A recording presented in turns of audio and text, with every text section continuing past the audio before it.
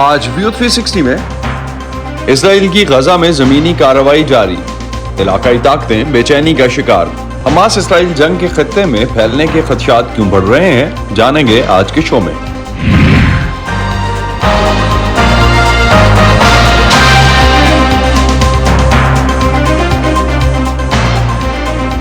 Voice of America کے Washington studios میں آپ سب کو خوش آمدید۔ آپ دیکھ رہے ہیں پروگرام ویو 360 اور میں ہوں اسد اللہ خالد۔ حماس کے اسرائیل پر 7 اکتوبر کے حملے کے بعد شروع ہونے والی اسرائیل حماس جنگ کو 24 دن ہو چکے اور اسرائیل کی طرف سے مسلسل 24 دن سے غزہ پر فضائی بمباری جاری ہے، جبکہ اسرائیل کا غزہ کے اندر جمعے کے روز نسبتاً خاموشی سے شروع کیا گیا بڑے پیمانے کا گراؤنڈ آپریشن بھی جاری ہے۔ حماس کے زیر انتظام محکمہ صحت کے مطابق غزہ پر اسرائیلی حملوں میں کم از کم 8,000 افراد ہلاک ہو چکے۔ اقوام متحدہ دنیا کو غزہ میں ایک انسانی بحران کے لیے خبردار کر رہی ہے، جبکہ اسرائیلی وزیر اعظم نے پیر کے روز ایک تقریر میں جنگ بندی کے کسی امکان کو رد کر دیا ہے۔ اسرائیل حماس جنگ کے آغاز ہی سے مختلف عالمی رہنما اور ماہرین اس جنگ کے خطے میں پھیلنے کا خطرہ ظاہر کر رہے ہیں۔ 2 دن پہلے ہی ایران کے صدر نے اپنے بیان میں کہا تھا کہ غزہ پر اسرائیل کی بمباری سب کو اس تنازع میں شامل ہونے پر مجبور کر دے گی۔ امریکی حکام دوسری طاقتیں اور عسکری گروپس کو تنازع سے دور رہنے کا مشورہ دے رہی ہے اور ساتھ ہی ساتھ لڑائی کو پھیلنے سے روکنے کے لیے سفارتی کوششیں بھی کر رہی ہے۔ لیکن لڑائی پھیلنے کا خدشہ آخر کس قدر حقیقی ہے اور کتنا بڑا ہے؟ کون سی طاقتیں اور گروہ اس میں شامل ہو سکتے ہیں اور اسے پھیلنے سے روکنے کے لیے کس کے پاس کتنا لیوریج ہے؟ آج کے پروگرام میں ہم اسی حوالے سے بات کریں گے۔ اقوام متحدہ نے کہا ہے کہ مسلسل اسرائیلی بمباری اور پانی اور خوراک اور دیگر ضروریات زندگی کی قلت کی وجہ سے غزہ کے تقریباً 20 لاکھ رہائشیوں کو ایک تباہ کن بحران کا سامنا ہے۔ امریکہ نے اس توقع کا اظہار کیا ہے کہ آنے والے دنوں میں غزہ میں انسانی امداد پہنچنے کی رفتار تیز ہوگی۔ ہم جس کمرے میں رہ رہے ہیں وہ کچن بن چکا ہے، سونے کا کمرہ بھی، بچوں کے کھیلنے کی جگہ، ہاتھوں سے کپڑے دھونے کی جگہ اور بچوں کا ٹوائلٹ بھی۔ آپ دیکھ سکتے ہیں کہ وہ یہاں لائن بنا رہے ہیں۔ یہ ہر چیز کا کمرہ ہے اور کبھی صاف نہیں رہتا۔ عشاء کی نماز کے 10 منٹ بعد بمباری شروع ہوئی۔ میری والدہ، بہنیں، آنٹی اور ان کی بیٹیاں اور چھوٹے بچے جو 4 اور 7 سال کے تھے ہلاک ہو گئے۔ ان کا کیا قصور تھا؟ اس وقت غزہ اور اسرائیل میں کیا صورتحال ہے؟ صحافی ہریندر مشرا ہمیں جوائن کر رہے ہیں یروشلم سے، جہاں کچھ ٹیکنالوجی کمپنیز کی طرف سے اسرائیلی وزیر اعظم نیتن یاہو سے مستعفی ہونے کا مطالبہ کیا گیا ہے۔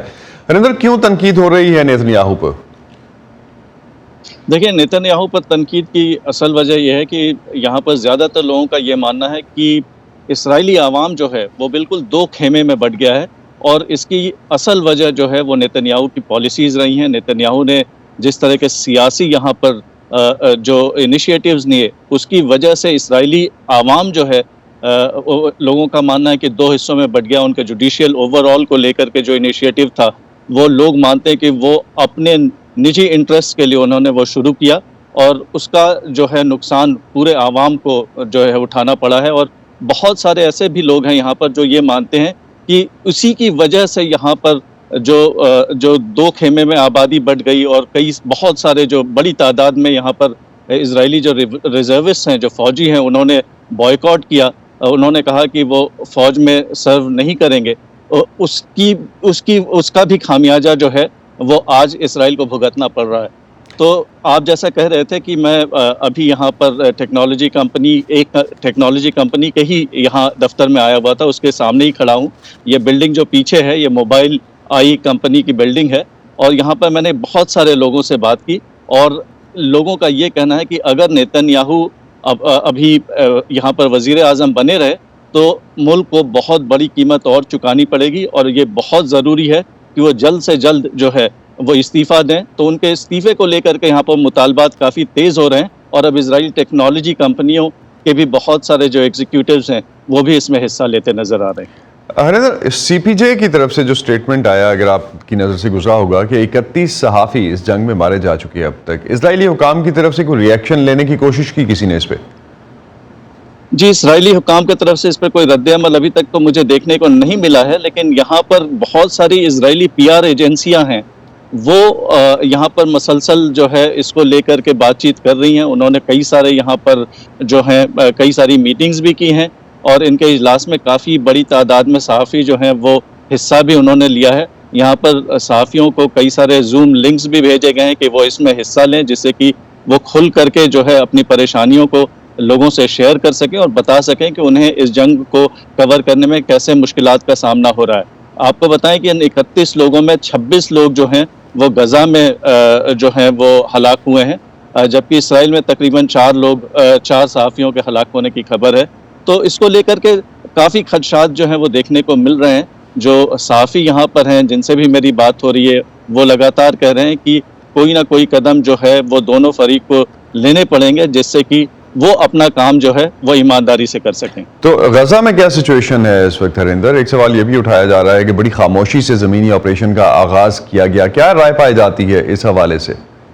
جی، خاموشی سے ضرور چیزیں شروع ہوئی، لیکن ابھی جو ماحول ہے وہ بالکل الگ ہے. ابھی تھوڑی دیر پہلے میری اسرائیل کے ایک دفاعی ترجمان سے بات ہوئی اور انہوں نے کھل کر کے کہا کہ وہاں پر زمینی کارروائی جو ہے وہ بہت ہی تیزی سے آگے بڑھ رہی ہے، اور انہوں نے کھل کر کے یہ بات کہی کہ وہاں پر شدید جھڑپیں ہو رہی ہیں دونوں فریق کے درمیان.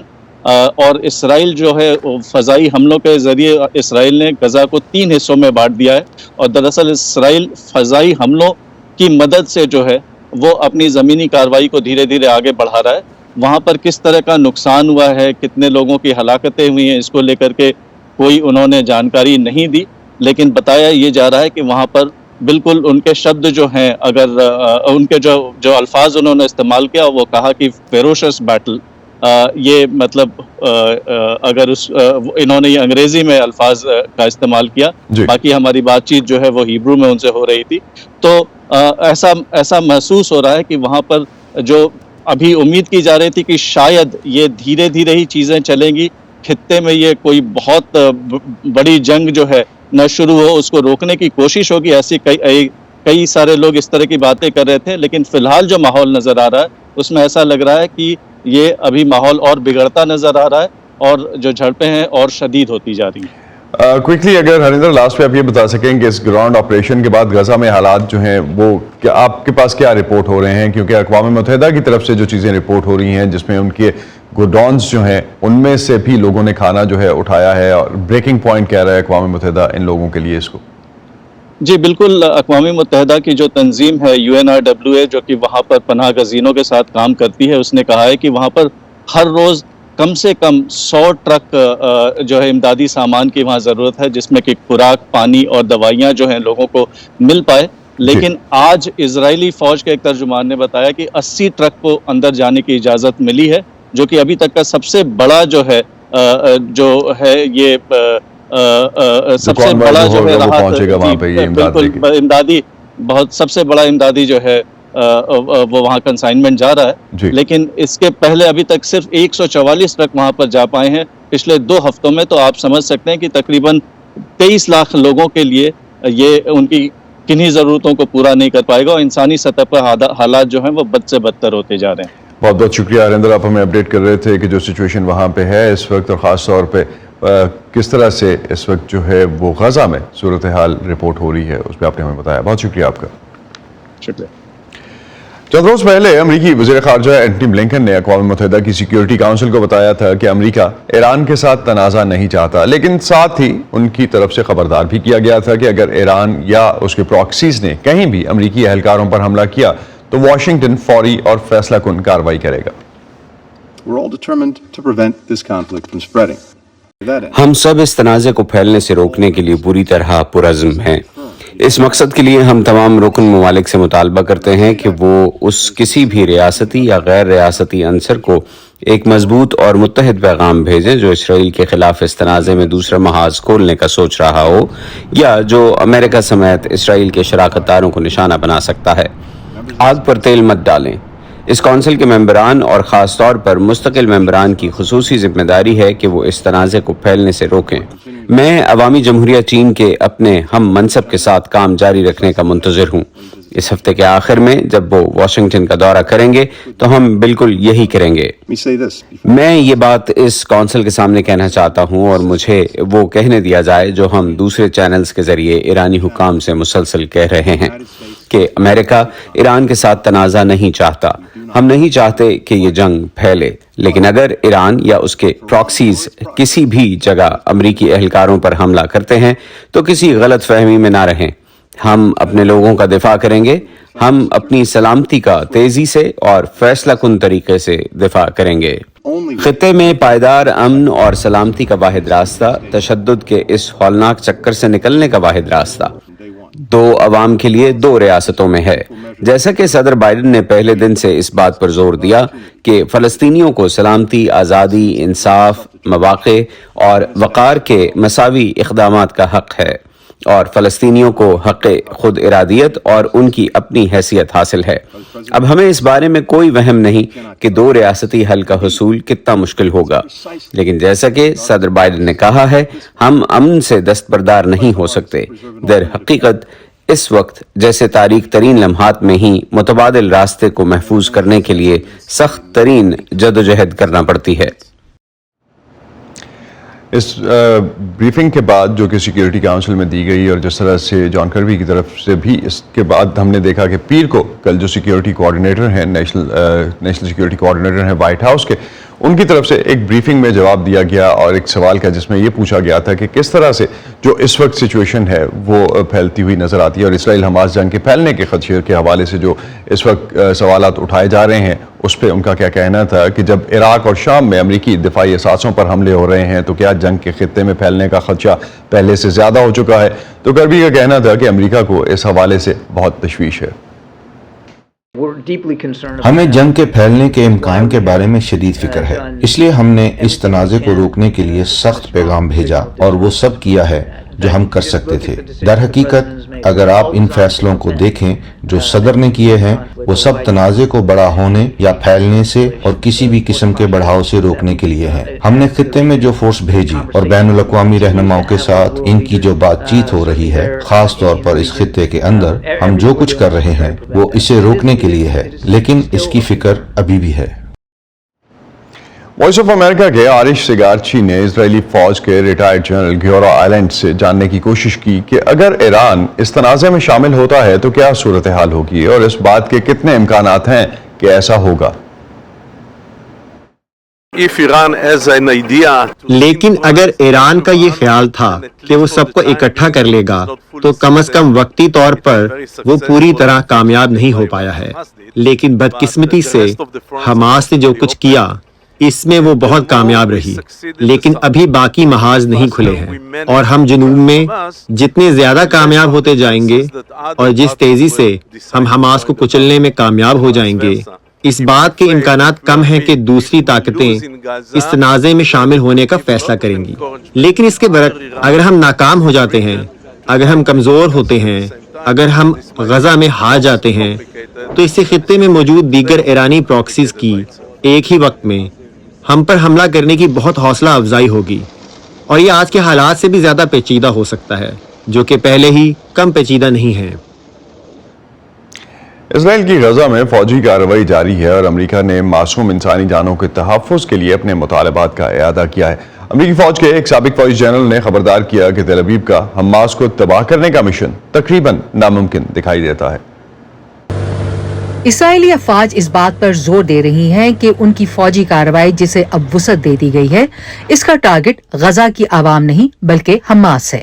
لیکن جیسے جیسے شہری علاقوں میں وسیع پیمانے پر تباہی دکھانے والی مزید رپورٹس اور ویڈیو سامنے آ رہی ہیں، اسرائیل کی حکمت عملی اور اس کے لیے امریکی سپورٹ کا تنقیدی جائزہ بھی جاری ہے. اے بی سی نیوز کے شو دس ویک میں بات کرتے ہوئے national security adviser Jake Sullivan نے اس معاملے پر امریکی موقف کا اعادہ کیا. ہم اسرائیل کو جو مہیا کر رہے ہیں وہ جنگ کے قوانین کے اور ان شرائط کے مطابق ہے کہ معصوم جانوں کی حفاظت کے لیے اقدامات کیے جائیں. یہ وہ شرائط ہیں جو ہم کسی بھی ملک کو ہتھیار دیتے ہوئے عائد کرتے ہیں. 7 اکتوبر کے حملے کے دوران حماس کی جانب سے اغوا کیے گئے افراد کے کچھ رشتہ داروں نے ان خدشات کا اظہار کیا ہے کہ زمینی کارروائی مغویوں کو خطرے میں ڈال سکتی ہے. ताहम जैक सलिवन के मुताबिक मगवियों की वापसी के लिए कई कोशिशें जारी हैं। हम इंसानी हमदर्दी की बुनियाद पर जंग में वक्फों के लिए तैयार हैं ताकि मगवी बाहिफाजत बाहर निकल सके और हम हर रोज उस पर काम जारी रखेंगे। हमास की जंग के जरिए तबाही को एक retired army general Robert Abrams ने ABC ही के शो में तकरीबन नामुमकिन मिशन करार दिया। इस इंतहाई गुंजान आबाद शहरी इलाके में हमास की जानिब से ऐसा दिफा सामने आएगा जो कि हालिया सालों में नहीं देखा गया। इससे निपटने के लिए इंतहाई शदीद लड़ाई की जरूरत होगी, जिसके साथ ये यकीनी बनाने की भी कोशिश होगी कि इसराइली गलती से मगवियों को निशाना न बना लें। जनरल रॉबर्ट एब्राम्स ने उन मामलात की भी वजाहत की जिनसे जंग के इख्तिताम पर निपटने की जरूरत होगी। हमास का कयाम एक अलहदा फलस्तीनी रियासत, एक दो रियासती हल की अदम मौजूदगी का नतीजा था। जैसा कि बहुत से लोग इस बारे में बात कर चुके हैं, जब आप पूछते हैं कि इसका खात्मा कैसे होगा तो ये बात भी होनी चाहिए कि इसे भी मामले के हल का हिस्सा बनाना जरूरी है। इस दौरान फलस्तीनी पनाहगुज़ीनों के लिए अक़वाम मुत्तहिदा के इदारे ने इन खदशात का इजहार किया है कि गजा में इमदादी सामान के वेयर हाउस पर लोगों के हमले से पता चलता है कि इलाके में शहरी नज़्म ज़ब्त बिखरने लगा है। पोप फ्रांसिस ने गजा में जंगबंदी और मगवियों की रिहाई के लिए फिर से अपील की है, जिनमें से कई के पास दोहरी नेशनैलिटीज हैं। वेरोनिका बल्देरास इग्लेसियास की रिपोर्ट के साथ Ayesha Khalid, voice of America. इस पूरे मामले पर तज्जिये के लिए हमारे साथ मौजूद हैं डॉक्टर हसन अस्करी। उनसे जानते हैं कि उनके ख्याल में इस जंग के खित्ते में फैलने के खदशात कितने ज़्यादा हैं। डॉक्टर हसन, अमेरिका की तरफ से मुतअद्दिद बार यह बयान आया है कि वो नहीं चाहता कि जंग किसी भी तरह से खित्ते में फैले। आपके ख्याल में ऐसा कोई इम्कान है? देखिए, एक खतरा तो ज़रूर मौजूद है कि अगर ज़मीनी कार्रवाई इजराइल की गजा में बढ़ती चली जाती है, सिविलियन हलाकतें बढ़ती चली जाती हैं, तो इस प्रेशर को कम करने के लिए इस बात का इम्कान है कि साउथ लेबनान के इलाके से हिजबुल्लाह कोई बड़ी कार्रवाई इजराइल के ख़िलाफ़ जो है वो शुरू करे। अब तक हिजबुल्लाह की और इजराइल में जो जंग हुई है वो बड़ी महदूद किस्म की कार्रवाई हिजबुल्लाह ने की है, जिसका जवाब इजराइल ने दिया है। तो ये कार्रवाई ज़्यादा बढ़ सकती है जिससे कि जंग साउथ लेबनान में पहुंच सकती है। दूसरा ये है कि सीरिया में इजराइल की कार्रवाई का जो हवाई कार्रवाई होगी, इसलिए इम्कान है कि इजराइल के बयानात से हमें ये लगता है कि इजराइल ये समझता है कि सीरिया के बाज़ इलाकों में जो ईरानियन प्रेजेंस, सिक्योरिटी प्रेजेंस मौजूद है, तो इसकी वजह से उधर भी कार्रवाई हो सकती है। लेकिन जो अरब ममालिक हैं उनसे ये उम्मीद हमें नज़र नहीं आती कि वो इस जंग में हिजबुल्लाह की मदद के लिए फ़िज़िकली जो है शामिल होंगे। वो एड प्रोवाइड कर देंगे, वो बैनुल अक़वामी सतह पर इशू को रेज़ कर देंगे, लेकिन इन ममालिक के अंदर आने का ख़तरा हमें फ़िलहाल नज़र नहीं आता। अलबत्ता साउथ लेबनान में और सीरिया में ये जंग फैल सकती है। लेकिन जिस तरह से अमेरिकी इंस्टॉलेशंस पे हमले हुए हैं इराक में और शाम में, उसको आप किस कॉन्टेक्स्ट में देखते हैं? देखिए, वो एक इस झगड़े का दूसरा पहलू है कि जो अमेरिकन इंटरेस्ट को थ्रेट, जो ख़तरा जो है उसके इम्कानात बढ़ जाते हैं कि क्योंकि ये जो वहाँ ममालिक हैं बराह रास्त तो शायद शामिल ना हो, लेकिन अमरीकी मफादात को जो टारगेट किया जा सकता है वो ना सिर्फ हुकूमतें बल्कि जो बहुत से मिलिटेंट इस्लामिक ग्रुप्स हैं, ऑर्गेनाइजेशंस हैं, वो भी टारगेट जो है अमरीकी मफादात को मिडल ईस्ट में कर सकते हैं। लेकिन ये जंग का एक मुख्तलिफ पहलू है और ऐसी जंग का फैलना जिसमें इजराइल भी हो, अरब कंट्रीज़ भी हों, वो हमें इम्कान जो है फ़िलहाल नज़र नहीं आता, अलावा साउथ लेबनान या सीरिया के कुछ हिस्से में। तो आप समझते हैं कि ईरान और इलाकाई ताकतों का रद्द-ए-अमल जो होगा वो ईरान शायद प्रॉक्सीज के जरिए कुछ जो भी रिएक्शन उसकी तरफ से आएगा। लेकिन जब ईरान की तरफ से ये कहा जाता है कि ज़मीनी हमले के बाद इजराइल ने रेड लाइन अबूर कर ली है, तो इसका क्या मतलब लिया जाए? देखिए, इसका मतलब तो यही है ना कि जो इजराइल की कार्रवाई है वो बहुत ज़्यादा शदीद हो गई है और ख़ासकर जो ज़मीनी कार्रवाई है, ईरान के लिए बराह रास्त इसमें शिरकत करना इसलिए मुमकिन नहीं होगा कि फासले की बात है। बाकी रहा मदद वो प्रोवाइड कर सकता है, लेकिन ये कि बराह रास्त शिरकत ईरान के लिए कोई ऐसा हल नहीं है جس سے ایران کو کامیابی کی کوئی گارنٹی ہو۔ تو آپ سمجھتے ہیں کہ خطے کے ممالک کی عوام جو ہے، عرب ممالک کا خاص طور پہ جس طرح سے آپ نے ذکر کیا کہ ان کی طرف سے ڈپلومیٹک سپورٹ شاید سامنے آ سکتی ہے اور وہ آواز اٹھائی جا سکتی ہے، لیکن خطے کے ممالک کے عوام کی طرف سے کوئی رد عمل آتا ہے اسٹریٹ میں؟ جس طرح سے ہم دیکھ رہے ہیں آج کل اسٹریٹ پاور شو ہو رہی ہے، کچھ پروٹیسٹ ہو رہے ہیں، تو ان ممالک کی پالیسی پہ کوئی فرق پڑے گا؟